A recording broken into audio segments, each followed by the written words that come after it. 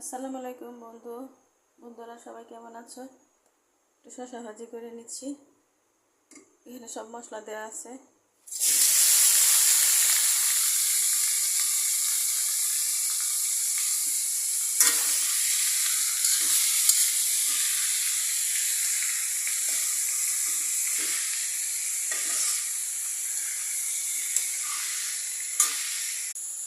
বন্ধুরা, তেলের মধ্যে আমরা আস্ত জিরা দিয়েছিলাম আর শুকনো মরিচ দিয়েছিলাম, পেঁয়াজ যা যা সব একবারে দিয়ে দিচ্ছি।